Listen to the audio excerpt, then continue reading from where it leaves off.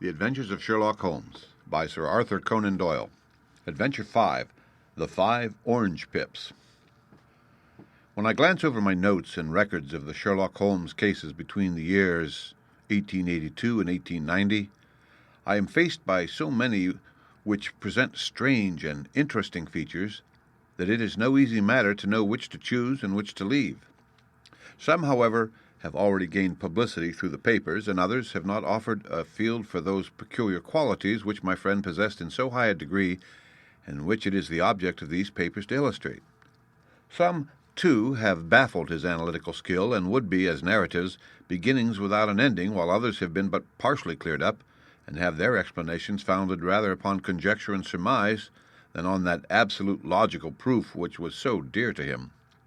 There is, however, one of these last which was so remarkable in its details and so startling in its results that I am tempted to give some account of it, in spite of the fact that there are points in connection with it which never have been and probably never will be entirely cleared up.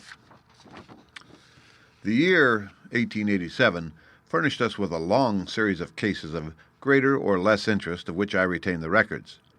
Among my headings under this 12 months, I find an account of the adventure of the Paradol Chamber of the Amateur Mendicant Society, who held a luxurious club in the lower vault of a furniture warehouse, of the facts connected with the loss of the British bark, the Sophie Anderson, of the singular adventures of the Grice Pattersons in the island of Uffa, and finally of the Camberwell poisoning case. In the latter, as may be remembered, Sherlock Holmes was able, by winding up the dead man's watch, to prove that it had been wound up 2 hours before, and that therefore the deceased had gone to bed within that time, a deduction which is of the greatest importance in clearing up the case. All these I may sketch out at some future date, but none of them present such singular features as the strange train of circumstances which I have now taken up my pen to describe. It was in the latter days of September, and the equinoctial gales had set in with exceptional violence. All day the wind had screamed and the rain had beaten against the windows, so that, even here in the heart of great handmade London, we were forced to raise our minds for the instant from the routine of life and to recognize the presence of those great elemental forces which shriek at mankind through the bars of his civilization like untamed beasts in a cage. As evening drew in, the storm grew higher and louder, and the wind cried and sobbed like a child in the chimney. Sherlock Holmes sat moodily at one side of the fireplace, cross-indexing his records of crime, while I, at the other, was deep in one of Clark Russell's fine sea stories until the howl of the gale from without seemed to blend with the text and the splash of the rain to lengthen out into the long swash of the sea waves. My wife was on a visit to her mother's, and for a few days I was a dweller once more in my old quarters at Baker Street. "Why," said I, glancing up at my companion, "that was surely the bell. Who could come tonight? Some friend of yours, perhaps?"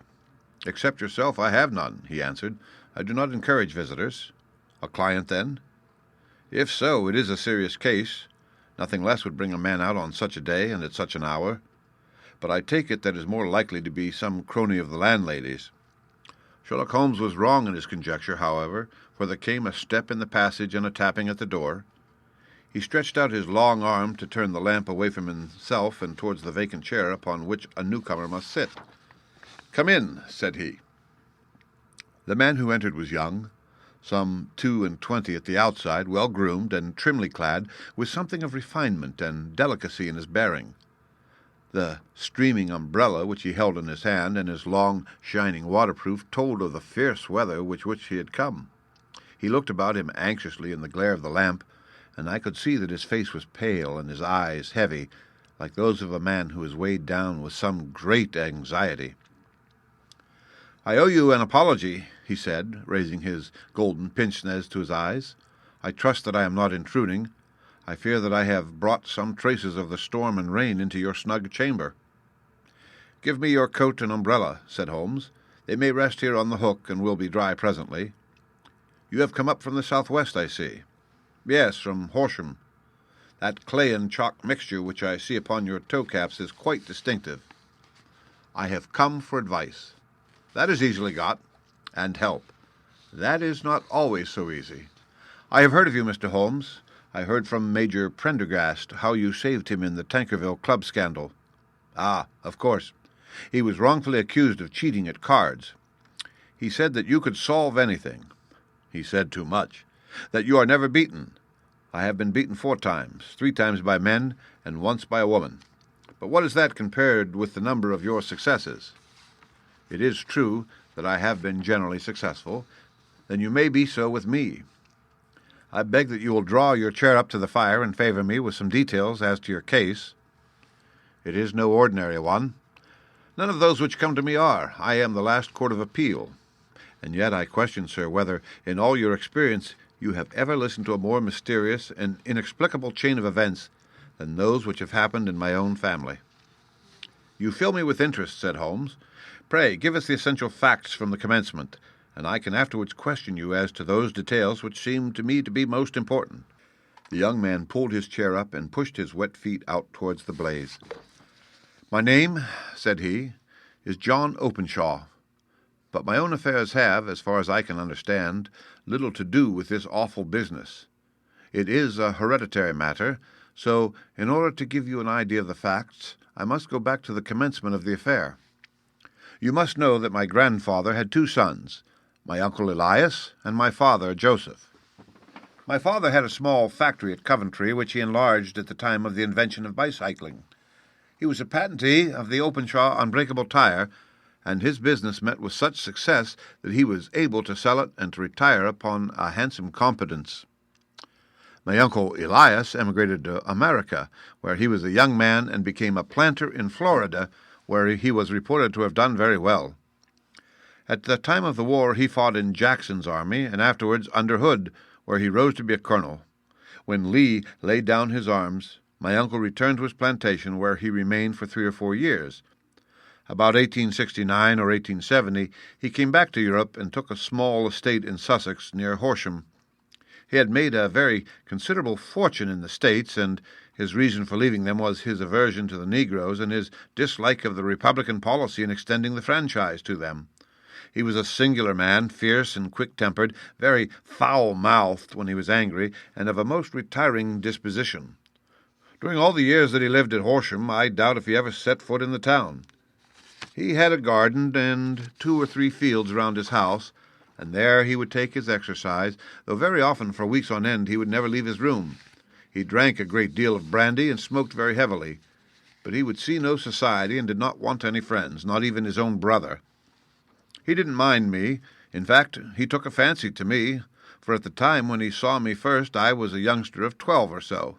This would be in the year 1878, after he had been 8 or 9 years in England. He begged my father to let me live with him, and he was very kind to me in his way. When he was sober, he used to be fond of playing backgammon and draughts with me, and he would make me his representative both with the servants and with the tradespeople, so that by the time that I was 16, I was quite master of the house. I kept all the keys and could go where I liked and do what I liked, so long as I did not disturb him in his privacy. There was one singular exception, however, for he had a single room, a lumber room up among the attics, which was invariably locked, and which he would never permit either me or anyone else to enter. With a boy's curiosity I have peeped through the keyhole, but I was never able to see more than a collection of old trunks and bundles as would be expected in such a room. One day, it was in March 1883, a letter with a foreign stamp lay upon the table in front of the colonel's plate. It was not a common thing for him to receive letters, for his bills were all paid in ready money, and he had no friends of any sort. "From India," said he as he took it up. "Pondicherry postmark. What can this be?" Opening it hurriedly, out there jumped 5 little dried orange pips, which pattered down upon his plate. I began to laugh at this, but the laugh was struck from my lips at the sight of his face. His lip had fallen, his eyes were protruding, his skin the color of putty, and he glared at the envelope, which he still held in his trembling hand. "KKK!" he shrieked, and then, my God, my sins have overtaken me." "What is it, uncle?" I cried. "Death," said he, and rising from the table he retired to his room, leaving me palpitating with horror. I took up the envelope and saw scrawled in red ink upon the inner flap, just above the gum, the letter K 3 times repeated. There was nothing else save the 5 dried pips. What could be the reason of his overpowering terror? I left the breakfast table, and as I ascended the stair I met him coming down with an old rusty key which must have belonged to the attic in one hand and a small brass box like a cash box in the other. "They may do what they like, but I'll checkmate them still," said he, with an oath. "Tell Mary that I shall want a fire in my room today, and send down to Fordham the Horsham lawyer." I did as he ordered, and when the lawyer arrived I was asked to step up to the room. The fire was burning brightly, and in the grate there was a mass of black, fluffy ashes as of burned paper, while the brass box stood open and empty beside it. As I glanced at the box, I noticed, with a start, that upon the lid was printed the treble K which I had read in the morning upon the envelope. "I wish you, John," said my uncle, "to witness my will. I leave my estate, with all its advantages and all its disadvantages, to my brother, your father, whence it will no doubt descend to you. If you can enjoy it in peace, well and good. If you find you cannot, take my advice, my boy, and leave it to your deadliest enemy. I am sorry to give you such a two-edged thing, but I can't say what turn things are going to take. Kindly sign the paper where Mr. Fordham shows you." I signed the paper as directed, and the lawyer took it away with him. The singular incident made, as you may think, the deepest impression upon me, and I pondered over it and turned it every way in my mind without being able to make anything of it. Yet I could not shake off the vague feeling of dread which it left behind, though the sensation grew less keen as the weeks passed, and nothing happened to disturb the usual routine of our lives. I could see a change in my uncle, however. He drank more than ever, and he was less inclined for any sort of society. Most of his time he would spend in his room with the door locked upon the inside, but sometimes he would emerge in a sort of drunken frenzy and would burst out of the house and tear about the garden with a revolver in his hand, screaming out that he was afraid of no man and that he was not to be cooped up like a sheep in a pen by man or devil. When these hot fits were over, however, he would rush tumultuously in at the door and lock and bar it behind him like a man who can brazen it out no longer against the terror which lies at the roots of his soul. At such times I have seen his face, even on a cold day, glisten with moisture as though it were new raised from a basin. Well, to come to an end of the matter, Mr. Holmes, and not to abuse your patience, there came a night when he made one of those drunken sallies from which he never came back. We found him, when we went to search for him, face downward in a little green-scummed pool which lay at the foot of the garden. There was no sign of any violence, and the water was but 2 feet deep, so that the jury, having regard to his known eccentricity, brought in a verdict of suicide. But I, who knew how he winced from the very thought of death, had much ado to persuade myself that he had gone out of his way to meet it. The matter passed, however, and my father entered into possession of the estate and of some £14,000 which lay to his credit at the bank. "One moment," Holmes interposed. "Your statement is, I foresee, one of the most remarkable to which I have ever listened. Let me have the date of the reception by your uncle of the letter and the date of his supposed suicide." "The letter arrived on March 10th, 1883. His death was 7 weeks later, upon the night of May 2nd. "Thank you. Pray, proceed." "When my father took over the Horsham property, he, at my request, made a careful examination of the attic, which had been always locked up. We found the brass box there, although its contents had been destroyed. On the inside of the cover was a paper label with the initials of K, K, K repeated upon it, and letters, memoranda, receipts, and a register written beneath. These, we presume, indicated the nature of the papers which had been destroyed by Colonel Openshaw. For the rest, there was nothing of much importance in the attic, save a great many scattered papers and notebooks bearing upon my uncle's life in America. Some of them were of the war time, and showed that he had done his duty well and had borne the repute of a brave soldier. Others were of a date during the reconstruction of the Southern States, and were mostly concerned with politics, for he had evidently taken a strong part in opposing the carpet-bag politicians who had been sent down from the North. Well, it was the beginning of 1884 when my father came to live at Horsham, and all went as well as possible with us until January of '85. On the 4th day after the New Year, I heard my father give a sharp cry of surprise as we sat together at the breakfast table. There he was, sitting with a newly opened envelope in one hand and 5 dried orange pips in the outstretched palm of the other hand. He had always laughed at what he called my cock and bull story about the colonel, but he looked very scared and puzzled now that the same thing had come upon himself. "Why, what on earth does this mean, John?" he stammered. My heart had turned to lead. "It is K, K, K," said I. He looked inside the envelope. "So it is," he cried. "Here are the very letters. But what is this written above them?" "Put the papers on the sundial," I read, peeping over his shoulders. "What papers?" "What sundial?" he asked. "The sundial in the garden. There is no other," said I. "But the papers must be those that are destroyed." "Pooh," said he, gripping hard at his courage. "We are in a civilized land here, and we can't have tomfoolery of this kind. Where does the thing come from?" "From Dundee," I answered, glancing at the postmark. "Some preposterous practical joke," said he. "What have I to do with sundials and papers? I shall take no notice of such nonsense." "I should certainly speak to the police," I said. And be laughed at for my pains? Nothing of the sort." "Then let me do so?" "No, I forbid you. I won't have a fuss made about such nonsense." It was in vain to argue with him, for he was a very obstinate man. I went about, however, with a heart which was full of forebodings.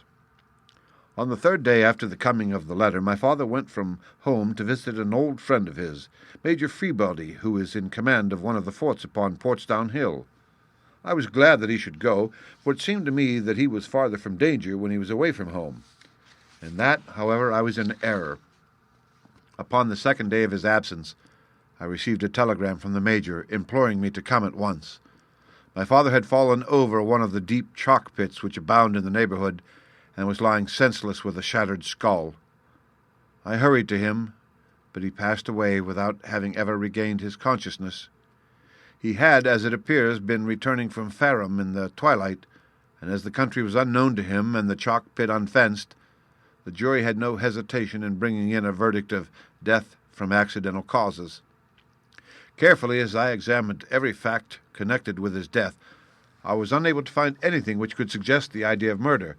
There were no signs of violence, no footmarks, no robbery, no record of strangers having been seen upon the roads.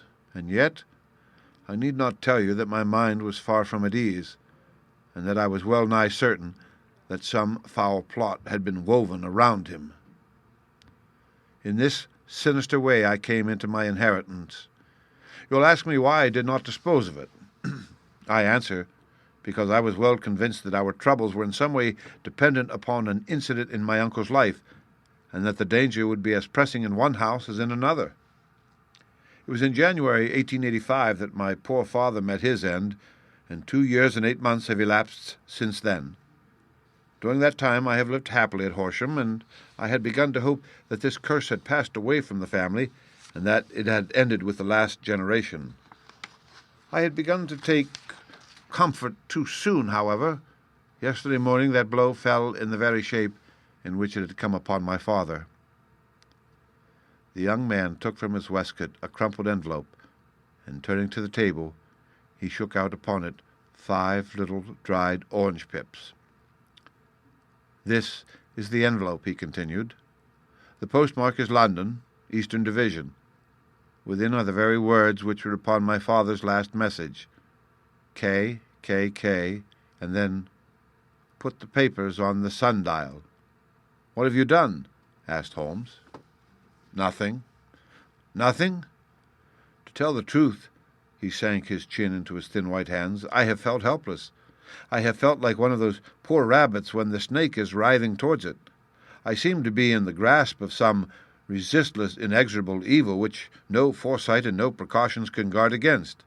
"Tut, tut," cried Sherlock Holmes. "You must act, man, or you are lost. Nothing but energy can save you. This is no time for despair." "I have seen the police." "Ah, but they listen to my story with a smile. I am convinced that the inspector has formed the opinion that the letters are all practical jokes, and that the deaths of my relations were really accidents, as the jury stated, and were not to be connected with the warnings."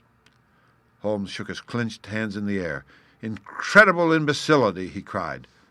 They have, however, allowed me a policeman who may remain in the house with me. Has he come with you tonight?" "No, his orders were to stay in the house." Again Holmes raved in the air. "Why did you come to me?" he cried, "and above all, why did you not come at once?" "I did not know. It was only today that I spoke to Major Prendergast about my troubles and was advised by him to come to you. It is really 2 days since you had the letter. We should have acted before this. You have no further evidence, I suppose, than that which you have placed before us, no suggestive detail which might help us?" "There is one thing," said John Openshaw. He rummaged in his coat pocket, and drawing out a piece of discoloured blue-tinted paper, he laid it out upon the table. "I have some remembrance," said he, "that on the day when my uncle burned the papers, I observed that the small unburned margins which lay amid the ashes were of this particular colour. I found this single sheet upon the floor of his room, and I am inclined to think that it may be one of the papers which has, perhaps, fluttered out from among the others, and in that way has escaped destruction. Beyond the mention of PIPS, I do not see that it helps us much. I think myself that it is a page from some private diary. The writing is undoubtedly my uncle's." Holmes moved the lamp, and we both bent over the sheet of paper, which showed by its ragged edge that it had indeed been torn from a book. It was headed March 1869, and beneath were the following enigmatical notices: 4th, Hudson came, same old platform. 7th, set the pips on Macaulay, Patamore, and John Swain of St. Augustine. 9th, Macaulay cleared. 10th, John Swain cleared. 12th, visited Patamore, all well. "Thank you," said Holmes, folding up the paper and returning it to our visitor. "And now you must on no account lose another instant. We cannot spare time even to discuss what you have told me. You must get home instantly and act." "What shall I do?" "There is but one thing to do. It must be done at once. You must put this piece of paper which you have shown us into the brass box which you have described. You must also put in a note to say that all the other papers were burned by your uncle, and that this is the only one which remains. You must assert that in such words as will carry conviction with them. Having done this, you must at once put the box out upon the sundial as directed. Do you understand?" "Entirely. Do not think of revenge or anything of the sort at present. I think that we may gain that by means of the law. But we have our web to weave, while theirs is already woven. The first consideration is to remove the pressing danger which threatens you. The second is to clear up the mystery and to punish the guilty parties." "I thank you," said the young man, rising and pulling on his overcoat. "You have given me fresh life and hope. I shall certainly do as you advise. Do not lose an instant, and above all, take care of yourself in the meanwhile, for I do not think that there can be any doubt that you are threatened by a very real and imminent danger. How do you go back?" "It is not yet 9. The streets will be crowded, so I trust that you may be in safety, and yet you cannot guard yourself too closely." "I am armed." "That is well. Tomorrow I shall set to work upon your case." "I shall see you at Horsham, then." "No, your secret lies in London. It is there that I shall seek it." "Then I shall call upon you in a day or in 2 days with news as to the box and the papers. I shall take your advice in every particular." He shook hands with us and took his leave. Outside the wind still screamed and the rain splashed and pattered against the windows. This strange, wild story seemed to have come to us from amid the mad elements, blown in upon us like a sheet of seaweed in a gale, and now to have been reabsorbed by them once more. Sherlock Holmes sat for some time in silence, with his head sunk forward and his eyes bent upon the red glow of the fire. Then he lit his pipe, and leaning back in his chair, he watched the blue smoke rings as they chased each other up to the ceiling. "I think, Watson," he remarked at last, "that of all our cases we have had none more fantastic than this. Save perhaps the sign of 4? Well, yes, perhaps save that one. And yet this John Openshaw seems to me to be walking amid even greater perils than did this Sholtos. But have you," I asked, "formed any definite conception as to what these perils are?" "There can be no question as to their nature," he answered. "Then what are they? Who is this K, and why does he pursue this unhappy family?" Sherlock Holmes closed his eyes and placed his elbows upon the arms of his chair with his fingertips together. The ideal reasoner, he remarked, would, when he had once been shown a single fact in all its bearings, deduce from it not only all the chain of events which led up to it, but also all the results which would follow from it.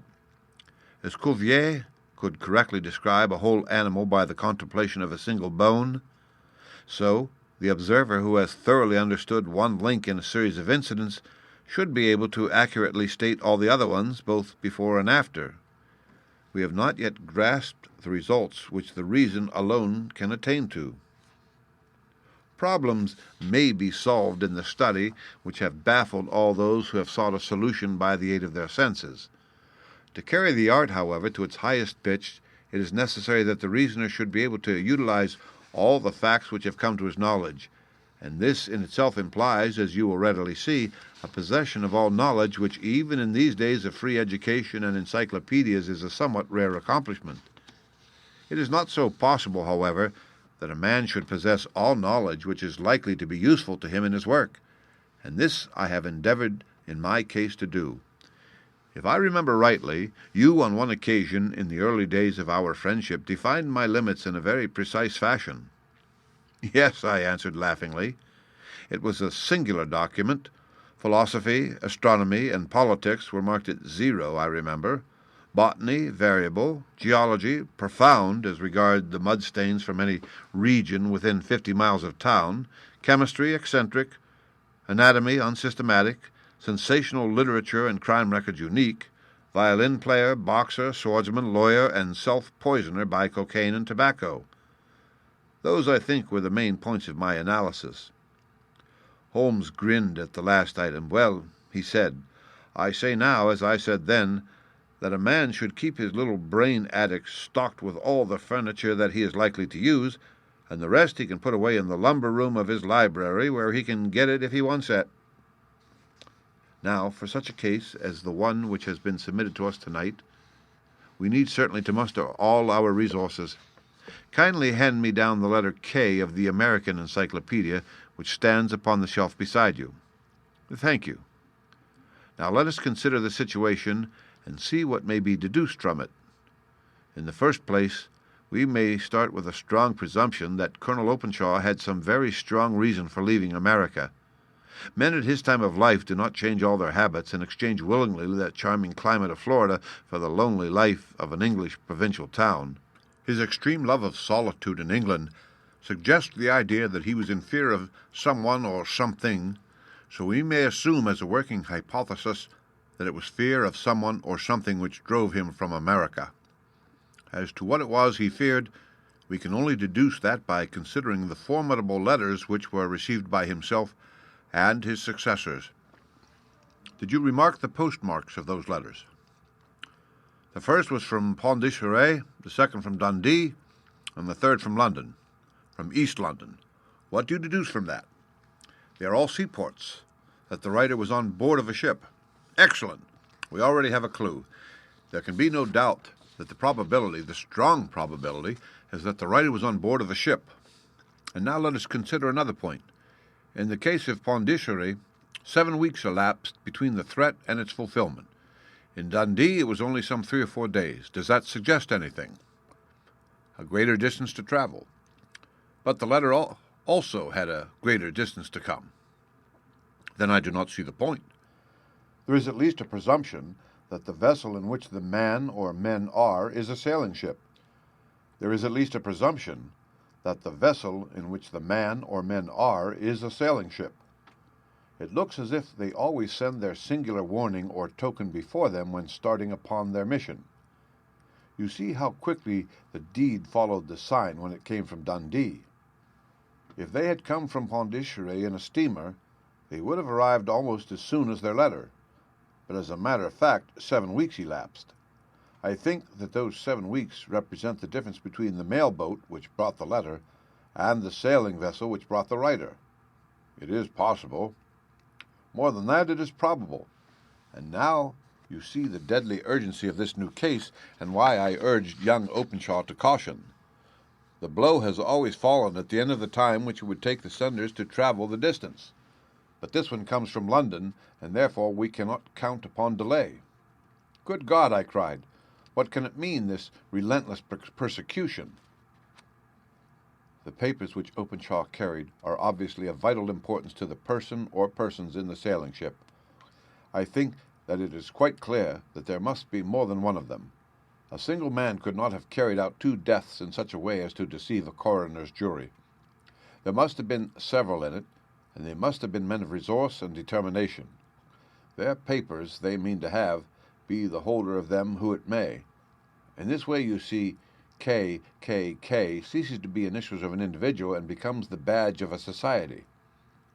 But of what society? "Have you never," said Sherlock Holmes, bending forward and sinking his voice, "have you never heard of the Ku Klux Klan?" "I never have." Holmes turned over the leaves of the book upon his knee. "Here it is," said he presently. "Ku Klux Klan, a name derived from the fanciful resemblance to the sound produced by cocking a rifle. This terrible secret society was formed by some ex-Confederate soldiers in the southern states after the Civil War, and it rapidly formed local branches in different parts of the country, notably in Tennessee, Louisiana, the Carolinas, Georgia, and Florida. Its power was used for political purposes, principally for the terrorizing of the Negro voters and the murdering and driving from the country of those who were opposed to its views. Its outrages were usually preceded by a warning sent to the marked man in some fantastic but generally recognized shape: a sprig of oak leaves in some parts, melon seeds or orange pips in others. On receiving this, the victim might either openly abjure his former ways, or might fly from the country. If he braved the matter out, death will unfailingly come upon him, and usually in some strange and unforeseen manner. So perfect was the organization of the society, and so systematic its methods, that there is hardly a case upon record where any man succeeded in braving it with impunity, or in which any of its outrages were traced home to the perpetrators. For some years the organization flourished in spite of the efforts of the United States government and of the better classes of the community in the South. Eventually, in the year 1869, the movement rather suddenly collapsed, although there have been sporadic outbreaks of the same sort since that date. "You'll observe," said Holmes, laying down the volume, "that the sudden breaking up of the society was coincident with the disappearance of Openshaw from America with their papers. It may well have been cause and effect. It is no wonder that he and his family have some of the more implacable spirits upon their track. You can understand that this register and diary may implicate some of the first men in the South, and that there may be many who will not sleep easy at night until it is recovered." "Then the page we have seen—" "Is such as we might expect. It ran, if I remember right, 'Sent the pips to A, B, and C,' that is, sent the society's warning to them. Then there are successive entries that A and B cleared or left the country, and finally that C was visited with, I fear, a sinister result for C. Well, I think, Doctor, that we may have let some light into this dark place, and I believe that the only chance young Openshaw has in the matter is to do what I have told him. There is nothing more to be said or to be done tonight, so hand me over my violin, and let us try to forget for half an hour the miserable weather and the still more miserable ways of our fellow men." It had cleared in the morning, and the sun was shining with a subdued brightness through the dim veil which hangs over the great city. Sherlock Holmes was already at breakfast when I came down. "You will excuse me for not waiting for you," said he. "I have, I foresee, a very busy day before me in looking into this case of young Openshaw's." "What steps will you take?" I asked. "It will very much depend upon the results of my first inquiries. I may have to go down to Horsham after all." "You will not go there first?" "No, I shall commence with the city. Just ring the bell, and the maid will bring up your coffee." As I waited, I lifted the unopened newspaper from the table and glanced my eye over it. It rested upon a heading which sent a chill to my heart. "Holmes," I cried, "you are too late." "Ah," said he, laying down his cup, "I feared as much. How is it done?" He spoke calmly, but I could see that he was deeply moved. My eye caught the name of Openshaw in the heading, "Tragedy near Waterloo Bridge." Here is the account. "Between 9 and 10 last night, Police Constable Cook of the H Division, on duty near Waterloo Bridge, heard a cry for help and a splash in the water. The night, however, was extremely dark and stormy, so that in spite of the help of several passers-by, it was quite impossible to effect a rescue. The alarm, however, was given, and, by the aid of the water police, the body was eventually recovered. It proved to be that of a young gentleman whose name, as it appears from an envelope which was found in his pocket, was John Openshaw, and whose residence is near Horsham. It is conjectured that he may have been hurrying down to catch the last train from Waterloo Station, and that in his haste and the extreme darkness he missed his path and walked over the edge of one of the small landing places for river steamboats. The body exhibited no traces of violence, and there can be no doubt that the deceased had been the victim of an unfortunate accident which should have the effect of calling the attention of the authorities to the condition of the riverside landing stages. We sat in silence for some minutes, Holmes more depressed and shaken than I had ever seen him. "That hurts my pride, Watson," he said at last. "It is a petty feeling, no doubt, but it hurts my pride. It becomes a personal matter with me now, and if God sends me health, I shall set my hand upon this gang.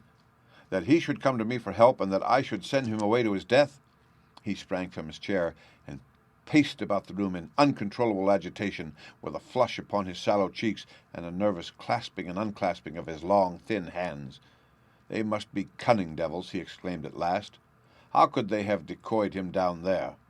The embankment is not on the direct line to the station. The bridge, no doubt, was too crowded even on such a night for their purpose. Well, Watson, we shall see who will win in the long run. I am going out now." "To the police?" "No. I shall be my own police. When I have spun the web they may take the flies, but not before." All day I was engaged in my professional work, and it was late in the evening before I returned to Baker Street. Sherlock Holmes had not come back yet. It was nearly 10 o'clock before he entered, looking pale and worn. He walked up to the sideboard, and tearing a piece from the loaf, he devoured it voraciously, washing it down with a long draught of water. "You're hungry," I remarked. "Starving." It escaped my memory. I had had nothing since breakfast. "Nothing?" "Not a bite. I had no time to think of it." "And how have you succeeded?" "Well. You have a clue?" "I have them in the hollow of my hand. Young Openshaw shall not long remain unavenged. Why, Watson, let us put their own devilish trademark upon them. It is well thought of." "What do you mean?" He took an orange from the cupboard, and tearing it to pieces, he squeezed out the pips upon the table. Of these he took 5 and thrust them into an envelope. On the inside of the flap he wrote S.H. for J.O. Then he sealed it and addressed it to Captain James Calhoun, Bark Lone Star, Savannah, Georgia. "That will await him when he enters port," said he, chuckling. "It may give him a sleepless night. He will find it as sure a precursor of his fate as Openshaw did before him." "And who is this Captain Calhoun?" "The leader of the gang. I shall have the others, but he first." "How did you trace it, then?" He took a large sheet of paper from his pocket, all covered with dates and names. "I have spent the whole day," said he, "over Lloyd's registers and files of the old papers, following the future career of every vessel which touched at Pondicherry in January and February in '83. There were 36 ships of fair tonnage which were reported there during those months. Of these, one, the Lone Star, instantly attracted my attention, since, although it was reported as having cleared from London, the name is that which is given to one of the states of the Union. Texas, I think. I was not, and am not sure which, but I knew that the ship must have an American origin. What then? I searched the Dundee records, and when I found that the bark Lone Star was there in January '85, my suspicion became a certainty. I then inquired as to the vessels which lay at present in the port of London." "Yes?" "The Lone Star had arrived here last week. I went down to the Albert dock and found that she had been taken down the river by the early tide this morning, homeward bound to Savannah. I wired to Gravesend and learned that she had passed some time ago, and as the wind is easterly, I have no doubt that she is now past the Goodwins, and not very far from the Isle of Wight." "What will you do, then?" "Oh, I have my hand upon him. He and the 2 mates are, as I learned, the only native-born Americans in the ship. The others are Finns and Germans. I know also that they were all 3 away from the ship last night. I had it from the stevedore who has been loading their cargo. By the time that their sailing ship reaches Savannah, the mailboat will have carried this letter, and the cable will have informed the police of Savannah that these 3 gentlemen are badly wanted here upon a charge of murder." There is ever a flaw, however, in the best laid of human plans, and the murderers of John Openshaw were never to receive the orange pips, which would show them that another as cunning and as resolute as themselves was upon their track. Very long and very severe were the equinoctial gales that year. We waited long for news of the Lone Star of Savannah, but none ever reached us. We did at last hear that somewhere far out in the Atlantic a shattered stern post of a boat was seen swinging in the trough of a wave with the letters L.S. carved upon it. And that is all which we shall ever know of the fate of the Lone Star. The End. Read by Rick